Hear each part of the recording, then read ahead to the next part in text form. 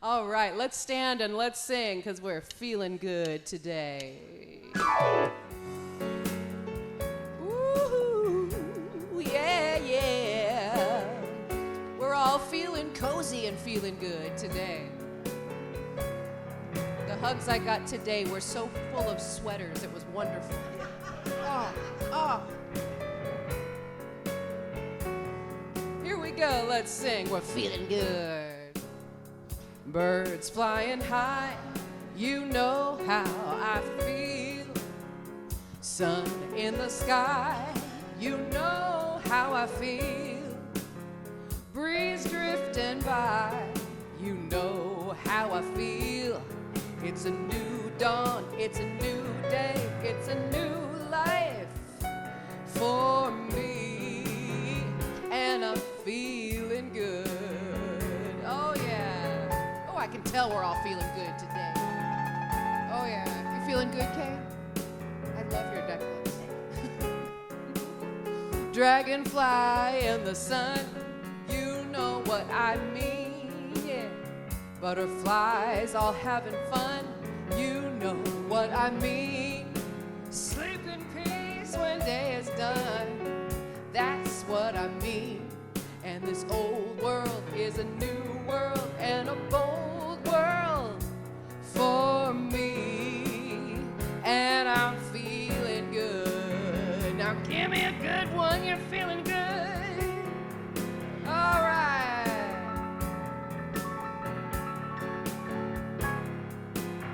Stars when you shine, you know how I feel. Scent of the pine, you know how I feel. All freedom is mine, and I know how I feel. It's a new dawn, it's a new day, it's a new life for me, and I'm feeling good. All right, make some noise if you're feeling good. Yeah, we're feeling good, yeah, so good. I made this long on purpose so we could feel real good. And Sinner, thank you so much for singing along today.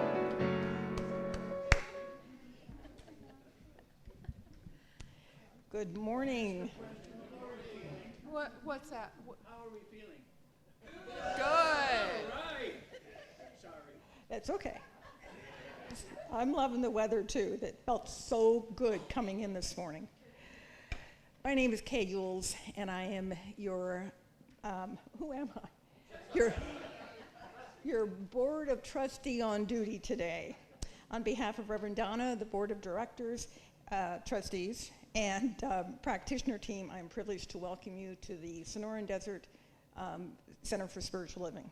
Whoever you are and wherever you are on your spiritual path, you are truly welcome here. Here you will be validated, supported, and encouraged to be all that you are meant to be. Our vision statement is love in action, every day, in every way. We express this love by learning and living the principles of the science of mind. On the back of the program, you will find our declaration of principles. Please join me now in reading them.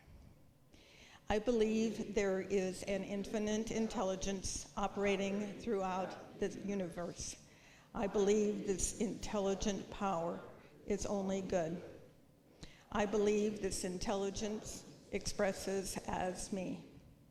I believe through my conscious use of this power, I create my life as happy, healthy, and complete. And so it is. Do we have any first-timers today? First-timers. All right. We're all seasoned veterans here today.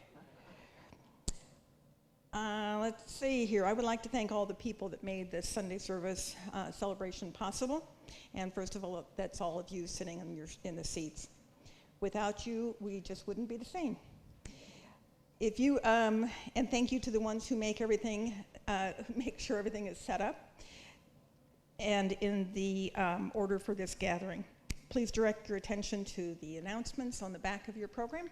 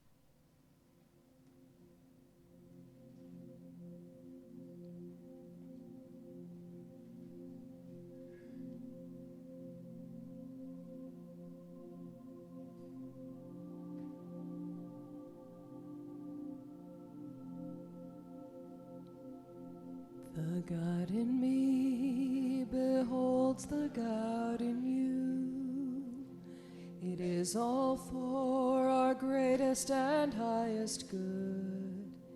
The God in me beholds the God in you, and you and I are one. Namaste. The God in me beholds the God in you. It is all for our greatest and highest good. The God in me beholds the God in you, and you and I are one. Namaste. Namaste.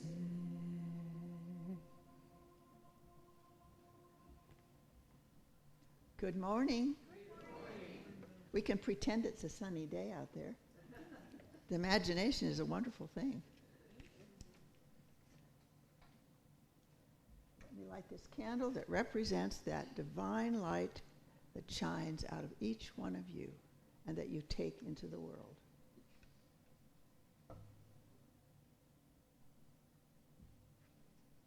Did you know that today is Ernest Holmes' birthday? He would have been 137 today. So, in his honor, I would like to read something that I think a lot of us just kind of skim over. But this is the invitation to attend his birthday. It's in your book. If you don't have a book, come to me and take a picture of this. You can sign in and sign on, and it's at 5 p.m., 6 p.m. Mountain Time. I think, are we Mountain Time? No, we're Mountain Time. 6 p.m. tonight.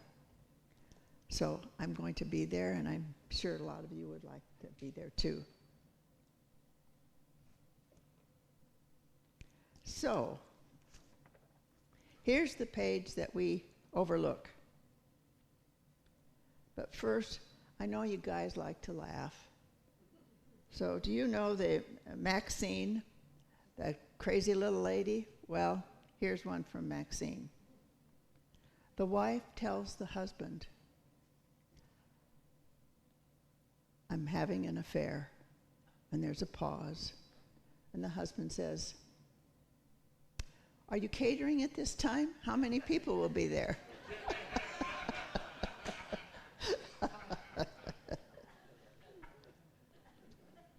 Okay, this is also from our book, Science of a Guide for Spiritual Living, page, where is it? It's in here somewhere, but it is What We Believe by Ernest Holmes. We believe in God, the living Spirit Almighty, one indestructible, absolute, and self-existent cause. This one manifests itself in and through all creation, but is not absorbed by its creation. The manifest universe is the body of God. It is the logical and necessary outcome of the infinite self-knowingness of God. We believe in an individualization of the Spirit in us, and that all people are individualizations of the one Spirit. We believe in the eternality, the immortality, and the continuity of the individual soul, forever and ever expanding. We believe that heaven is within us.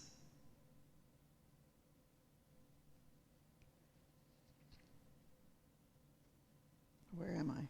Heaven is within us, and that we experience it to the degree that we become conscious of it. That's a biggie. We believe the ultimate goal of life to be a complete freedom from all discord of every nature, and that this goal is sure to be attained by all. We believe in the unity of all life, and that the highest God and the innermost God is one God. We believe that God is personal to all who feel this indwelling presence. We believe in the direct revelation of truth through our intuitive and spiritual nature, and that anyone may become a revealer of truth who lives in close contact with the indwelling God. We believe that the universal spirit, which is God, operates through a universal mind, which is the law of God, and that we are surrounded by this creative mind, which receives the direct impress of our thoughts and acts upon it. Be careful. We believe in the healing of the sick and control of conditions through the power of this mind. We believe in the eternal goodness, the eternal loving kindness, and the eternal givingness of all life to us. We believe in our own soul, our own spirit, our own destiny. We understand that the life of all is God. I thought that was nice. Every month it's in here. So let's take a breath, close our eyes if you like, as we say thank you to this divine presence for this beautiful, wet, and wonderful day.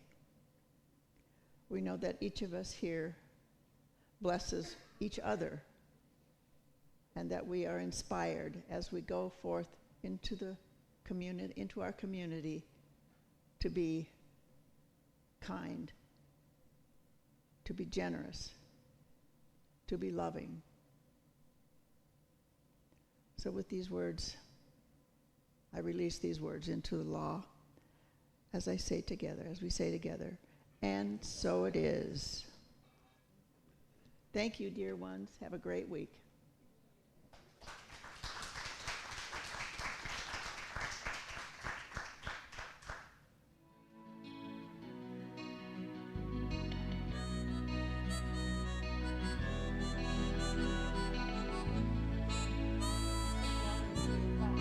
We absolutely can. How many people out there been hurt in some kind of love affair? And how many times you swear you'll never love again?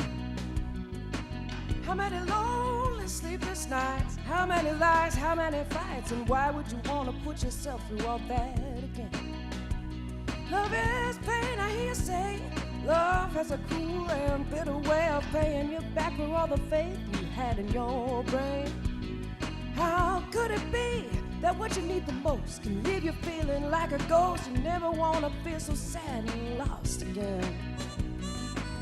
One day you could be looking through a notebook in rainy weather. You could see a picture smiling at you when you were still together. You could be walking down the street. Who should you chance to meet but that old same smile that you've been thinking of all day? Don't we turn the clock to zero, honey? I'll sell the stock, I'll spend all my money. We're starting up a brand new day. Turn the clock all the way back. I wonder if you'll take me back, thinking in a brand new way. Turn the clock to zero, sister. You'll never know how much I'm missing. Starting up a brand new day. Yeah. Turn the clock to zero, boss. The river's right, I swim across. Starting up a brand new day. It could happen to you just like it happened to me. 'Cause there's no immunity, there's no guarantee. You say love is such a force if you find yourself in it. It's sometimes no reflection. You say, baby, wait a minute, wait a minute, wait a minute, wait a minute. I say, wait a minute, wait a minute. Turn the clock to zero, honey. We'll sell the stock, I'll spend all my money. We're starting up a brand new day. Turn the clock to zero back. I'm begging, ready to take it back, thinking in a brand new way. Yeah. Turn the clock to zero, boss. The river's wide, I swim across. Starting up a brand new day. Turn the clock to zero, buddy. I don't wanna be a fuddy duddy. We started up a brand new day. Yeah. Brand new day. I'm the rhythm in your tune. I'm the sun and you're the moon. I'm a band and you're the king. You're the beach and I'm the wave. I'm the flower and you're the land. You're the glove and I'm the hand. I'm the train and you're the station. I'm the flagpole to the nation. Yeah, yeah, yeah, yeah, yeah. Ooh.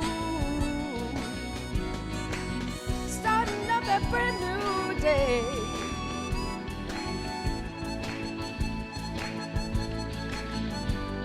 Well, stand up, all you lovers in the world. Everybody in the world. Stand up and be counted. Stand up, all you faithful in the world. We're starting up a brand new day. Yes, we are. You're the Crawford to my rotation. You're the sum of the equation. You're the answer to the question. If you follow my suggestion, we can turn that ship around. We'll go up instead of down. You're the pan and I'm the handle. You're the flame and I'm the candle. Yeah, yeah, yeah. Brand new day.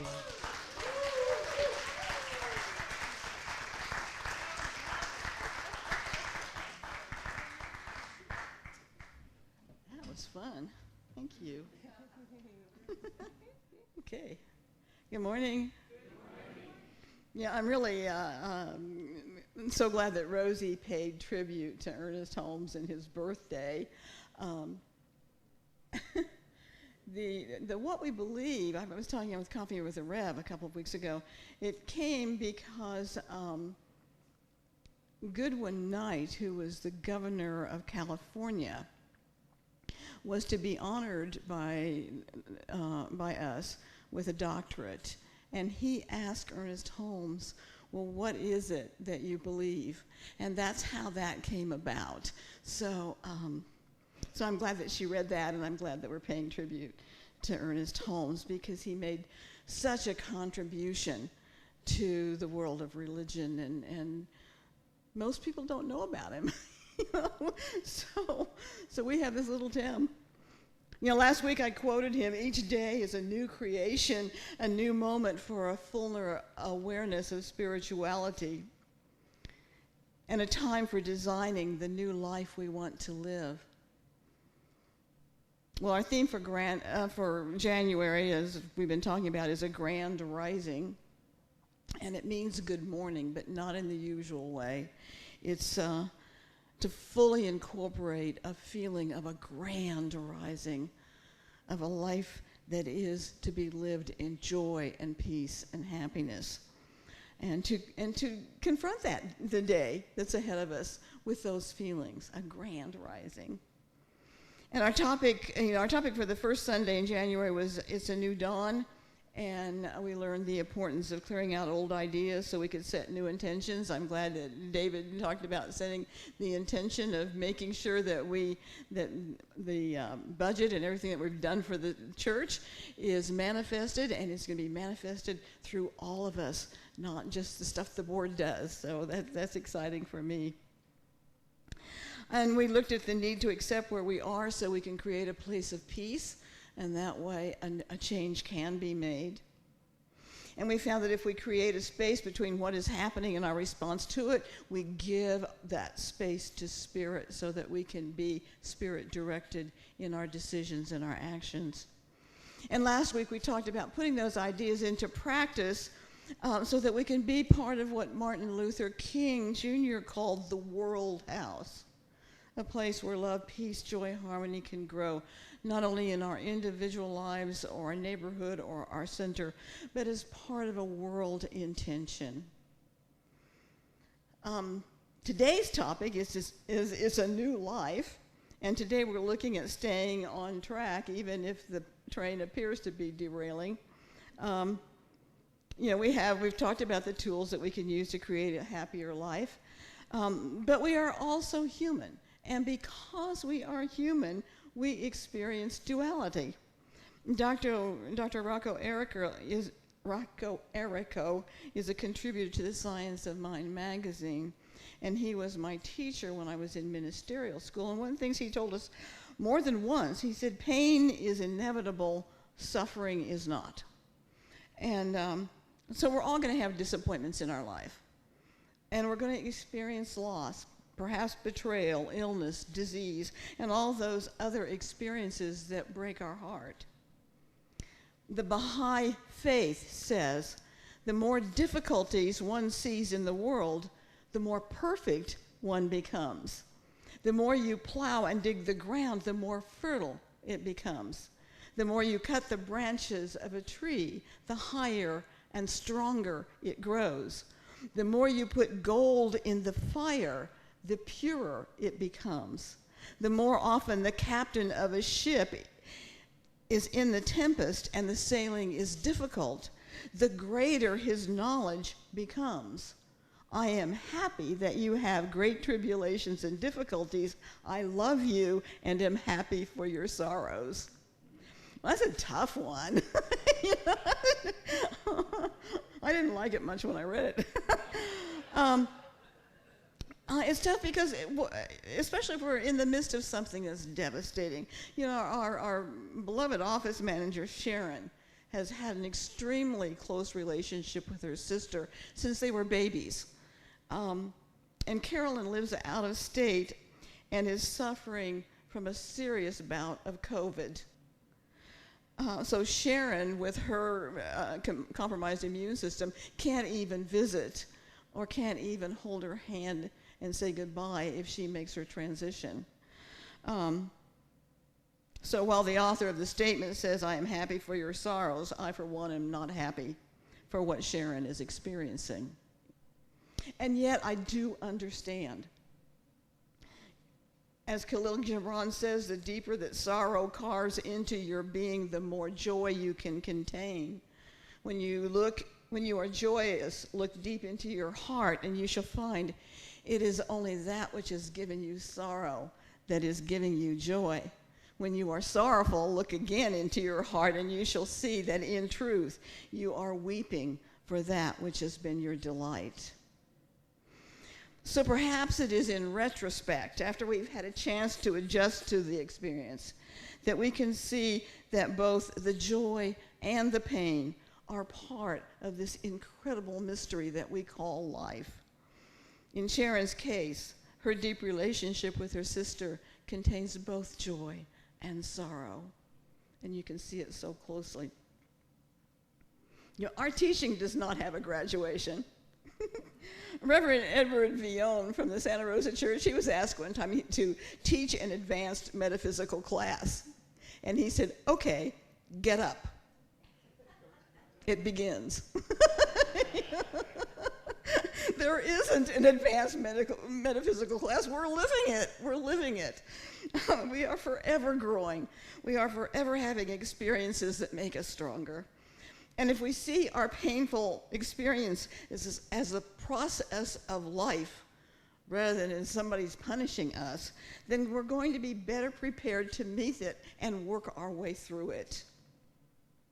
Dr. Holmes says what we demonstrate today, tomorrow, and the next day is not as important as the, and this is in all caps, tendency which our thought is taking. The dominant attitude of mind. If every day things are a little better, a little happier, a little more harmonious, a little more health-giving and joyous, if each day we are experiencing more life, then we're going in the right direction.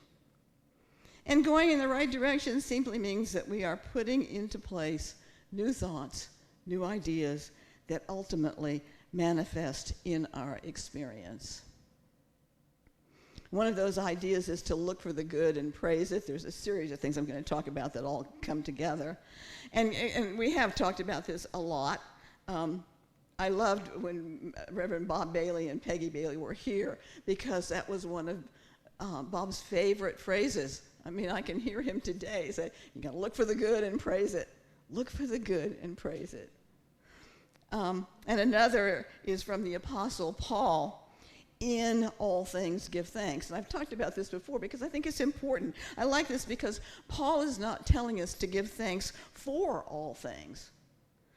But, again, to look for something, to be grateful within the experience. As I've said, back-to-back hurricanes destroyed my home in Florida, but it brought me here. So I didn't like going through the hurricanes. I didn't like going without power in 90-degree heat and 100% humidity, but I love it here. So and perhaps if we hadn't had those two back-to-back hurricanes, I'd still be there. So we do need to look at how we can give thanks in the situation because we can always find something. Do you remember Pollyanna? When we say he or she is a Pollyanna, we usually mean that this person is foolishly or blindly optimistic.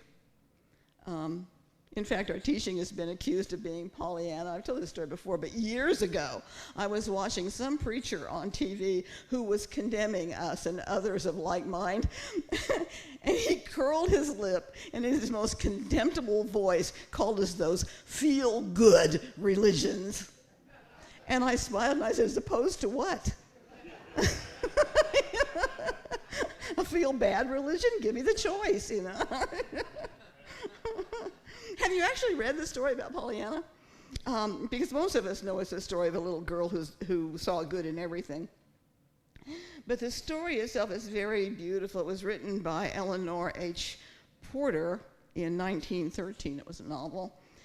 So 11-year-old Pollyanna is sent to live with her strict and unfeeling Aunt Polly after her father dies, leaving her an orphan.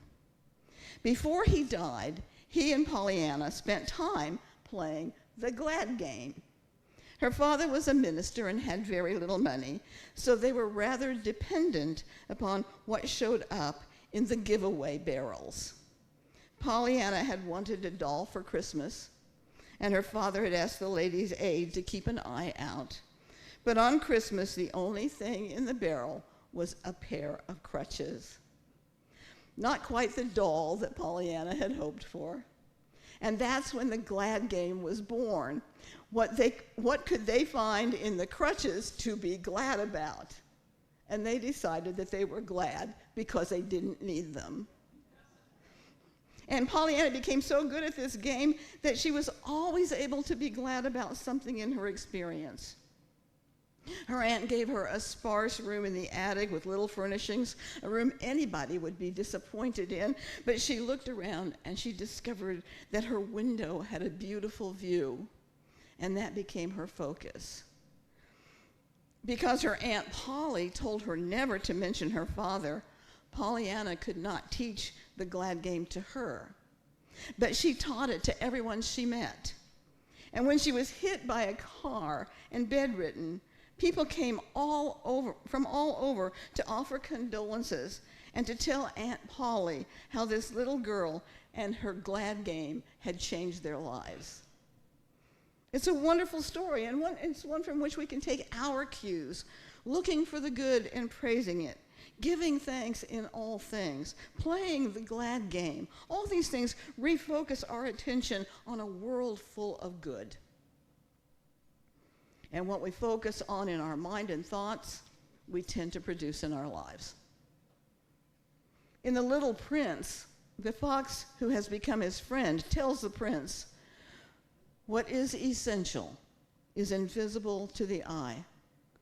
Only with a heart can one see rightly." I believe that Pollyanna had learned with her father how to see with the heart. I believe that was the message of Jesus when he said, "The kingdom is spread upon the earth and men do not see it." So when you and I can truly believe that we are expressions of God, that we are expressions of good, and so is everybody else, then we can be the catalyst for the change that we want to see in the world.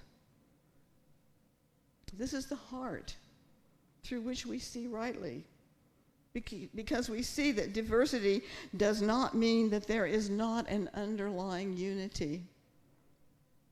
13th century mystic Jalaluddin Rumi says, this is my favorite quote of his, "Out beyond ideas of wrongdoing and right doing, there is a field. I will meet you there."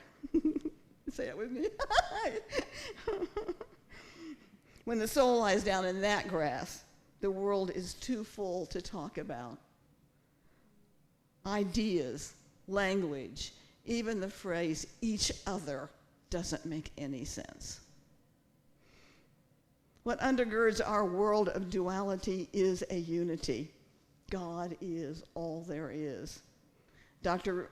Holmes writes, "When we say there is one cause back of all manifest form, one intelligence back of all consciousness, and one spirit within all people, we are not denying the reality of created forms or individual experience. We are affirming the unity of all life, a unity which includes all variety. Unity passes into variety and multiplicity without division. In each creation, life brings its whole nature to bear upon that individual expression. Thus, everyone's life not only has God, but all of God back of, within, and through it. To see with the heart is to know that this God presence is as real, in fact, more real than everything that we see and experience. And a great way to meet this God presence is by looking for the good and calling it out, by playing the glad game. So we know, you and I know, that ultimately we are the creators of our destiny. Reverend Will Bowen, who's minister of the Christ Church Unity in Kansas City, says, "Complaints are often subtle. How many times have we said, 'This kind of thing always happens to me. Just my luck.' Of course, when you know it. I can say, I'm guilty. But do we realize that we are sending out a message to the universe that we expect bad things to happen to us? And the universe can only say yes. So it has no recourse but to say, okay. In his book, Reverend Bowen tells the story of two construction workers. And as they sit down to lunch, one worker opens his lunchbox and says, "Yuck, meatloaf sandwich. I don't like meatloaf sandwiches." And his coworker says nothing. And the next day, as they sit down to lunch, the worker says, another meatloaf sandwich, blah, I really hate them. Again, the coworker says nothing. The third day, the worker opens his lunchbox and says, I've had it. Another meatloaf sandwich. I can't stand it anymore.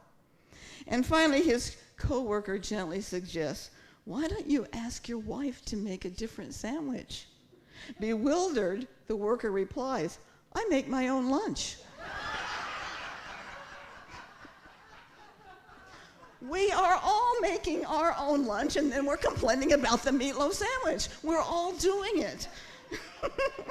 And the more we complain about our meatloaf sandwich, the more we'll draw another one into our lives. So the only time that we can experience something different is to make those needed changes in thought, ideas, and ultimately our actions. You know, you and I have been given the gift of the most incredible teaching on our planet. And Rosie and I were talking about the deep wisdom of Ernest Holmes as he put together a synthesis of all the great wisdom of the ages and gave us a formula on how to use it. And putting it into practice can sometimes be difficult, but if we are to have a new life, we have to do that work. We need to use what we have been given. A rabbi and a soap maker went for a walk together. The soap maker said, what good is religion? Look at all the trouble and misery of the world still there, even after years, thousands of years, of teaching about goodness and truth and peace. Still there after all the prayers and sermons and teachings. If religion is good and true, why should this be? The rabbi said nothing. They continued walking until the rabbi noticed some children playing in the mud. Then the rabbi said, look at those children. You say that soap makes people clean, but see the dirt on those youngsters? Of what good is soap? With all the soap in the world, these children are still filthy. I wonder how effective soap is after all. The soap maker protested, but Rabbi, soap cannot do any good unless it is used. Ah, replied the rabbi. Thank you, namaste.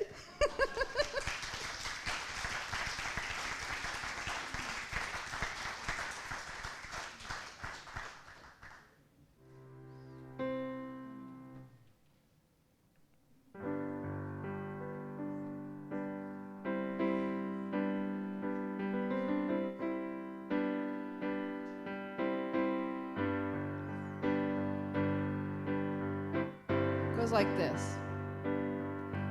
Now I let myself have a new beginning. I'm moving on to a brand new life. It's okay to meet for a step ahead. So I step ahead to my new beginning. There it is. Now I let myself have a new beginning. I'm moving on to a brand new life. It's okay for me to step ahead. So I step ahead to my new beginning. Let's do it again. So I let myself have a new beginning. I'm moving on to a brand new life. It's okay for me to step ahead. So I step ahead to my new beginning. One more time. Now I let myself have a new beginning. I'm moving on to a brand new life. It's okay for me to step ahead. So I step ahead to my new beginning. Oh, isn't that nice? All right. And if you want to hear the original version of this, it's on your YouTube playlist that Reverend Donna put in the e-news a couple weeks ago. Yeah. You can find the e-news, or you can find it on, it's on the YouTube website. channel. Uh-huh. Is it on the website too? No, it's not. Not yet, but we can do that. Yes. Yes. Or you can go on the website and go to the sermons. Mm-hmm. Find it there. Yeah, what a great thing to do. Thank you, by the way, for doing that, because I know that took some time. Okay, so it's time for our offering. Before we start, how many of you are planning to stay after for the orientation? There's one, 2, 3, 4. Okay. You got 4 people come. Okay, 5. Okay, perfect. We'll probably, since they're going to be doing rehearsal here, we'll probably meet either in probably my office. I think there'll be plenty of room in there. So, so after you get some refreshments, just come on over to my office and we'll go through this. Okay, so won't you join me in our offering affirmation? My gift goes forth to heal, prosper, and bless all that it touches. It is evidence of my conviction that God is the source and substance of my supply. I share generously of my good, knowing that it returns to me multiplied abundantly. And so it is.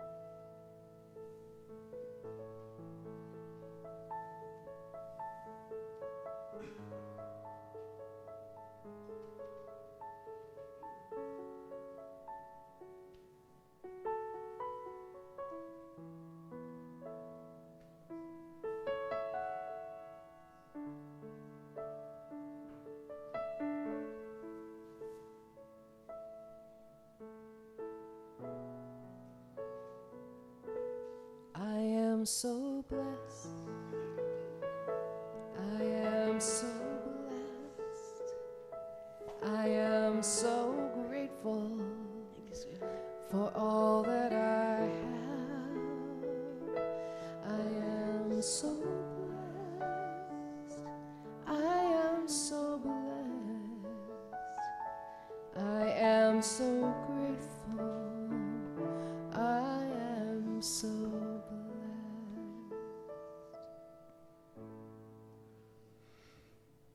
And again, thank you so much for your generosity that allows us to be a beneficial presence in the community. We have a whole list of places that we have given throughout the year. And we're going to try, as board members, we're going to try to start each Sunday after a board meeting, or 2 weeks after, because we can't remember part of it. And let you know exactly where it goes, because you are part of this. You know, we tithe 10% to the community, and that includes $200 a month to our home office, so that they are able to have resources that they can return back to us. So it really is a beautiful way to see this law of circulation in process. So let's take a moment to close out in prayer. Please join us for refreshments, and then meet me in my office if you're part of the orientation, or be up front if you're part of the choir. And I have to tell you, the last board meeting, we're talking about all these serious things, and then we start talking about the pledge campaign and who's the munchkin and who's the lion and who's this and who's that. And we were talking about the Lollipop Guild. And Wanda and I started giggling. This is a church. We're talking about the Lollipop Guild that we're going to present. So you can't miss February. You really can't. Okay, now. So I simply know that there is one life, one mind, one God, one intelligence, one good. And it flows through each and every one of us as we are open and receptive to it. So this day, we claim our good day. We claim our grand rising. And we know that we are indeed blessed by all of it. We speak a word of compassion and love and healing for those people and those places that are less than wonderful right now. Holding Sharon very close. And all the people that are in the various wars, that are bystanders, innocent people. And we just know that even in the midst of all of that, when you and I at a human plane can't see our way out of it, we know that there is something more powerful than all of it, and that is at work even in the midst of it.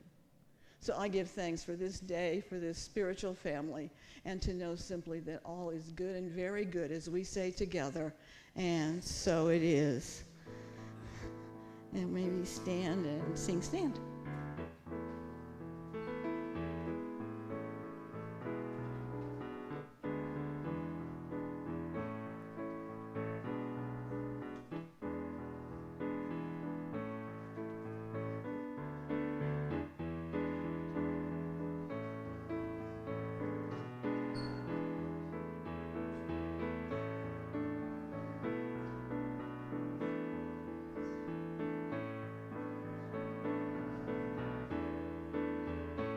So let there be peace. I am a stand for peace. Let there be love.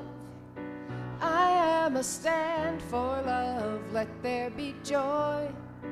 I am a stand for joy.